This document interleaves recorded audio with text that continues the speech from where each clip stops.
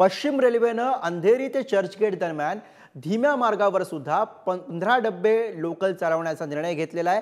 याकरता कोणत्या स्थानकांवरती प्लॅटफॉर्मची लांबी वाढवता येईल याचा अभ्यास करण्यासाठी म्हणून एक सर्वे करण्यात आला आहे। तसा प्रस्ताव रेल्वे बोर्डाला पाठवण्यात आला आहे आणि या प्रकल्पासाठी 400 कोटी रुपये खर्च अपेक्षित असल्याची माहिती ही पश्चिम रेल्वेच्या मुंबई विभागाचे DRM नीरज वर्मा यांनी दिली आहे। 15 डब्बा फेऱ्या वाढल्यानं प्रवाशांची गर्दीमधून सुटका होईल, तसंच AC लोकलच्या फेऱ्यांमध्ये सुद्धा वाढ केली जाणार आहे।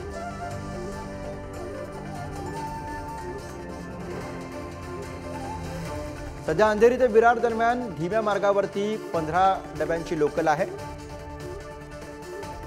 अंधेरी ते चर्चगेट दरम्यान जलद मार्गावरती 15 डबा लोकल। धीम्या मार्गावरील प्रवाशांना गर्दीचा सामना करावा लागतो। लवकरच अंधेरी ते चर्चगेट धीम्या मार्गावर सुद्धा 15 डब्यांची लोकल असेल।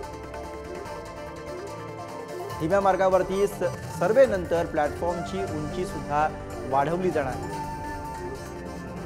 सध्या 15 डब्यांच्या 199 लोकल या मुंबईमध्ये धावतात।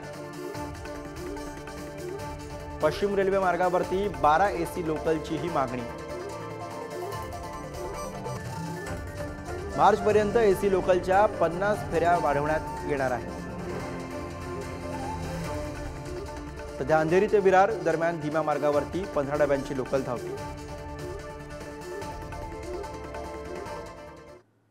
वळूयात पुढच्या बातमीकडे। उल्हासनगरच्या अंबरनाथमधील चिखलोली रेल्वे स्थानकाच्या उभारणीच्या निविदेला मंजुरी देण्यात आली आणि त्यामुळे या स्थानकाच्या प्रत्यक्ष कामाला लवकरच सुरुवात होणार आहे।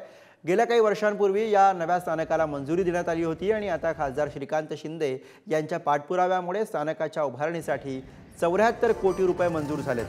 विष्णू प्रकाश पुंगलिया कंपनीला हे काम देण्यात आलेलं आहे।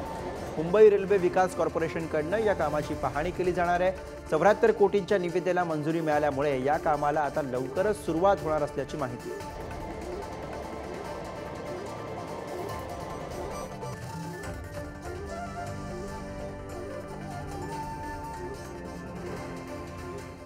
तर या रेल्वे स्थानकाचा मुद्दा नेमका काय आहे आपण बघूया।